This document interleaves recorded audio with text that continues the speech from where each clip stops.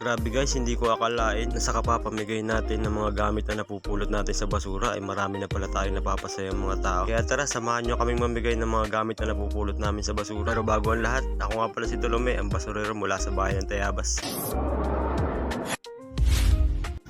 Oh, dali na naman oh. Cellphone oh. Cellphone na naman, cherry mobile guys oh. Tsaka relo. May alas pang kaunti yan, pero peke naman. Paris na ikaw. Sa Paris na ikaw. Oh, jackpot na naman, umagang-umaga.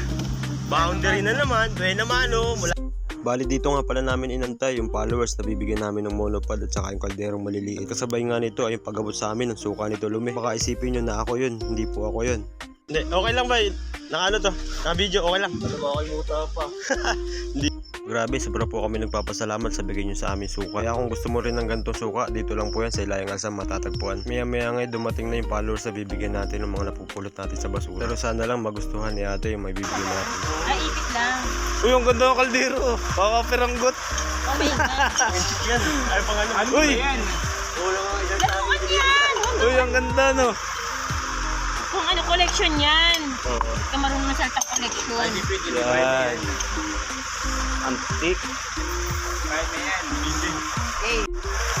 Ay guys, andito na nga pala yung isa nating followers na nakatanggap nitong monopod tsaka yung kaldero. Yan. Si Ate Aileen nga pala. Ate Aileen, ano masasabi mo sa ating mga followers? Siyempre, follow lang po kayo kay Tolome TV at saka kay Yun. Ellen Ike Niloba. Yan. At Kay Suka ni Tolome. At Yan. Okay. ito nga pala yung sponsor namin sa suka. Yan no. Kay Kuya Tolome, ano ang pangalan niya? Wilner. Tapos ay Tolome ano? Suka ni Suka ni Tolome. Ito makikita mo naman dito sa bote. Kung gusto niyo umorder, Dito lang yan. Sa Ilayang Alsam. Ilayang Alsam. parang kailangan nga sa yan. Thank you. Thank you. Napakarami you. po. Bali, binigyan nga rin pala tayo ng 10 siko diyan ng followers natin. Salamat po, napakabait niyo po sa amin. Salamat nga din pala sa lahat ng mga nakakakilala sa akin. Hindi ko akalain na kahit baguhan pa lang tayo sa pagbo-vlog, eh marami na nakakakilala sa atin. Bali, andito na nga pala kami sa highway ng Alsam. Nang bigla namin makasalubong si Kalikas. Guys, supportahan natin siya. Isa din yung vlogger ng Tayabas. Siyempre, wag mo kakalimutan si Tolome TV. Maya nga, bigla na lang may nagtapon sa atin ng electric fan. Oh, another electric fan. Pag ito gumagana, bibigay natin sa followers, guys. Oh. Bali ito. Pag ito gumagana, bibigay natin sa mga followers. At dito nga may nakakilala na naman sa akin. Nagtatanong si ate bakit nawala akong vlog. Sabi ko naman maya pa po ginagawa ko. Bali dito nga pala sa part na to, dinadali-dali na namin ang pangungulikta ng basura kasi nagbabadya na namang umulan. Biglang pumatak na lang si Haring Ulan. Aray ko. Guys, kaninang umaga may nabigyan na tayong isa yung mga kalderong maliliit tsaka yung stand ng cellphone holder. Bali itong kwintas na to ay kay ate napunta at siyang nag-mine. Ano ang masasabi ko naman sa ating mga followers ate? Like and share lang. Yan. Ito bali sa kanya ito mapupunta. Sayang, makapag-scrap lang. Ito, tingin na.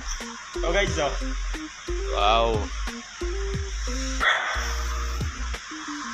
Grabe guys, parami na ng parami talaga yung nabibigyan natin ng napupulot natin galing sa basura. Kaya kung napapanood mo ang video na to, pag-follow ka na, baka ikaw na ang kasunod na mabibigyan. Bali patapos na nga pala kami mangulikta dito ng basura. Biglang may nakakilala sa atin, nanghihingi nga pala sila ng cellphone. Pero sabi ko wala pa akong nakuha ng cellphone.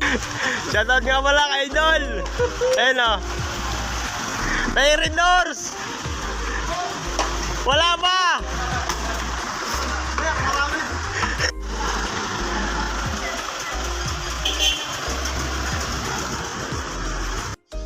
Ayan guys, nakuha na nga pala yung isang tsinelas na pinamay natin nung nakaraan. At yan, base na nga ako oh. Katatapos lang namin mangulikta ng basura. Ayan, si ate nga pala nakakuha niyan. At saka yung mic. Ano naman masasabi mo ate sa sa binigay kong tsinelas at saka mic? Maraming salamat po at paki-follow po, shares. Akala ko talaga tapos ang trabaho ko dyan. Bigla ko lang naalala, meron pa nga pala ako isang bigayang followers. Buti na lang nabagat ko dito sa bayan si ate. Sobrang nga siyang tuwang-tuwa sa tsinelas na binigay ko kasi mawapalta na daw yung kanyang tsinelas na luma. Kaya hanggang dito na lang po ang video natin. Maraming salamat.